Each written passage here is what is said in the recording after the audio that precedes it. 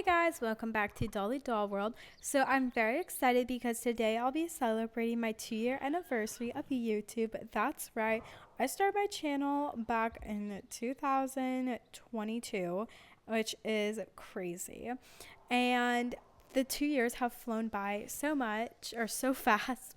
And I just want to say thank you guys so much. I've grown a lot within the last year, and I just want to thank you guys again for hitting 100 subscribers. It's still surreal to say that number, like that's a lot. I mean, we've surpassed 200 or 100, but it's still so crazy. So I just want to thank you guys again. So for my 2-year anniversary, today I'm going to be sharing my writing story, which has been a long time coming. I've been wanting to like film and share it for a long time now, but it just becomes so stressful, I guess, to think like I'm the only one with this specific story. Like no one has the same story, and to try to share that and display it within a game has been kind of hard and was a little overwhelming. Um, and obviously, I don't have the same horses as I ride in real life or have ridden. The places aren't the same. And, like, I'm trying to figure out, like, what places to be, like, that look similar. And I had to film this all by myself. So that was extra challenging. Anyway, enough yapping. Enjoy. I wasn't born into an overly horsey family. My grandma, however, loved to ride and owned a farm when she was younger. My great grandpa also was into riding, and there were a few others before them as well. I was not overly into horses. However, as I got older, I decided I really wanted to start riding. So my journey started at a small barn in Moreland. I rode this sweet mare named Ruthie, and she taught me the basics of riding. As weeks went on, I progressed and was able to trot, and everyone knows their first trot is just the most amazing feeling ever. After lessons, I would help out at the barn, putting away horses, feeding them, and turning them out. It was just so much fun. It was the best being able to hang out with horses longer than my lesson, and I really did enjoy it. One day I got to do my very first cross rail, and it was the best feeling in the world. In reality, she just jumped over it, but it felt like I was flying over that jump. It was the best feeling ever. It started to get colder outside as the months went on, and I decided to take a little break from riding and start back up in the summer. Eventually, summer came back around, and instead of going back to Moreland, I decided to transfer to a different barn in Silverglade. I rode this sweet mare named Ozzy, and I did lots of walking and trotting on her, and even got to do my very first canter on her, and it was so much fun. And to put the cherry, whipped cream, sprinkles, nuts, and anything else you'd like on it, I got to ride bareback for the very first time. And as a girl who absolutely loves the movie Spirit and has dreamed of riding bareback, loved this moment so much. Like, if you guys could have seen myself squealing and jumping up and down, you would have thought I was insane. Like, it was crazy how much I was excited about this. After a few months, I started leasing this very sweet mare named Jazzy, who was a lot more energetic than Ozzy, and I loved it. Unfortunately, she was feeling spicy the first day I went out to ride her by myself. And I let her smell this other horse, and just so happened to be a boy horse. And she did not like him at all. And they started bucking and rearing, and I was pinned against the fence behind me, rearing horses in front of me. And everything was all right, but it was very traumatizing, seeing this big powerful animal doing these crazy things in front of me. It almost felt like my trust in her broke. If anything, I could look at it like she was protecting me. but my confidence was a little bit shattered. Um, it wasn't her fault, and as I said, everything was fine, but um, I was definitely a bit shaken up, and I decided to take a little break from riding after that. Over 3 months went by, and I started to really miss riding. So I transferred to another barn in Silverglade Manor, which was also closer to where we lived. I rode a sweet Appaloosa mare named Bubbles, and we did lots of walk, trot, and canter, and it was so much fun. This barn was heavily geared towards jumping, which was fun. However, I wasn't really into jumping. Although it was so much fun flying in the air, I wanted to work on riding and being in the moment and with the horse. Because my trainer didn't really know what to do with me if I wasn't jumping, I decided it was time to switch to once again another barn.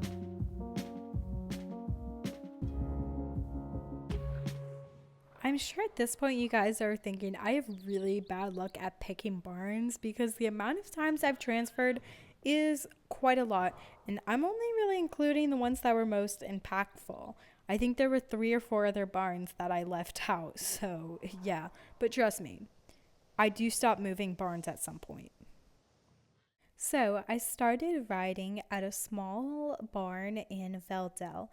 It was a bit older and a little rundown, like Moreland, but I'd say actually even more rundown.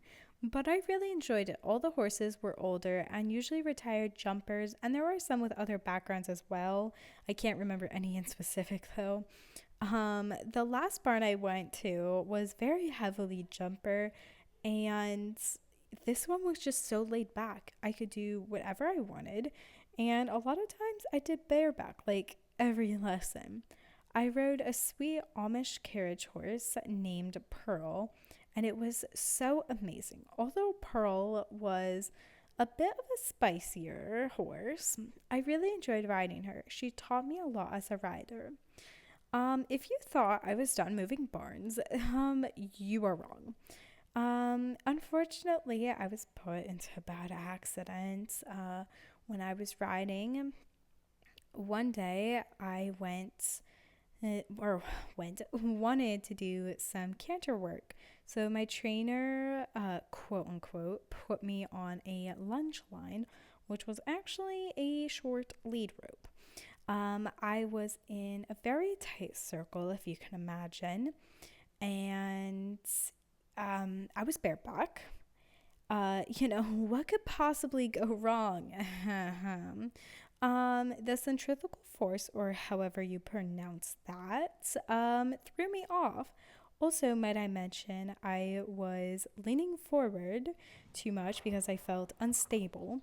So, my trainer told me if I don't stop leaning forward, that she's gonna fall on her face. So she had me put one hand on one hand on her back, and one hand on her mane. So I'm holding on with one hand and my legs. And I got thrown off and landed on my shoulder and broke it. Because I broke my shoulder, they could not cast it, so they gave me a sling. And it was like breaking your arm and not doing anything about it. I had broke my wrist in the past and they cast it, and it felt, better, like it didn't hurt as much. But this was so painful. Every little movement hurt. I despised going to sleep because it just hurt. I would slide in the middle of the night, and then when I'd wake up, I wouldn't be able to sit back up because it was just so painful. I'd be crying, and it was just the worst. I was stuck on the couch in pain for 2 weeks, and I had to eat, sleep, breathe, and entertain myself on the couch. I started doing some drawing to try to pass the time, and along with that, my friend Jasmine, which you guys have seen in a few of my videos, introduced me to a game called Star Stable, and we started playing together, and it was a lot of fun. And that's when I started filming some of my content, or, that's when I got the idea to start filming content for YouTube. I had always kind of wanted to do YouTube. I feel like everyone does. It's just who ends up doing it and sticking with it. Um, but I wasn't really sure what. When I was younger, I thought dolls, but then as I got older, I wasn't really sure what I wanted to do. I thought vlogs or like horses, but doesn't really matter. This isn't my YouTube story right now. But anyway, I started YouTube, and that's when it began, me being stuck on the couch. However, I was not in the sling at the time. I didn't start doing that stuff until I was out of the sling and I could use two hands to steer these horses. But a few months later, I decided to ride again. I say a few months, but about a year went by and I really started to miss riding. I'd watch my friends ride and I had my virtual horses, but it wasn't the same as actually riding myself. So I started riding at a small barn in Golden Leaf, and it only had 5 horses, but bigger isn't always better. I did lots of groundwork lessons to help with my confidence and rebuilding it. However, my trainer always says, you don't lose your confidence. Sometimes a dark cloud of fear covers the light of your confidence. There was one experience I had that I really want to share. So one day I was helping out at the barn. There was this little thing that they were doing where kids come and ride horses and learn how to take care of them and all of that. Well, they had an automatic kids, so they were like, hey, you can go get on Chevy and ride him around and stuff. And as soon as I got on, he wouldn't listen to me. He was biting into the bit, lifting his head, and just misbehaving. And I did not feel safe. So as soon as I could get him to stop for a few seconds, I hopped off, and the trainer was like, why'd you hop off? And I was like, I don't know what's wrong and why he's not listening. I know he's a good boy, but I just don't feel safe. I'm going to do some groundwork and stuff, and if he won't listen to me, there's no way I'm getting back on him. And she's like, very smart choice. She's always taught me there's more than one way to win a battle, and it's okay to take the path that's less traveled. So I did some groundwork with him for about 15 minutes, and then I got back on him, and he was amazing. He walked around and trotted, and I was really proud of myself for stopping and putting my safety first. And it's okay to be different, especially when it comes to your safety. A horse might be misbehaving, and someone might be like, get that horse under control, show him who's boss, don't let him win, but at the end of the day, if you don't feel safe up there, you don't have to listen to someone else. You can get off. They aren't the one on the horse. So my inspirational quote of the day is, it's okay to choose the path that's less traveled. Just because it's less traveled doesn't mean it's a bad path. Now, although I don't own or lease any horses in real life, I thought I'd share the horses that you'll be seeing in my role plays, because at the moment I know the horses in my role plays, but you guys don't. So I thought I'd share because you guys deserve to know who you'll be seeing in my videos, right? Okay, let's get started. First up, we have Flash. Flash is a 5-year-old 17/6 hand Self-Francais. I believe he's a chestnut paint, but paints and pintos get kind of confusing to me.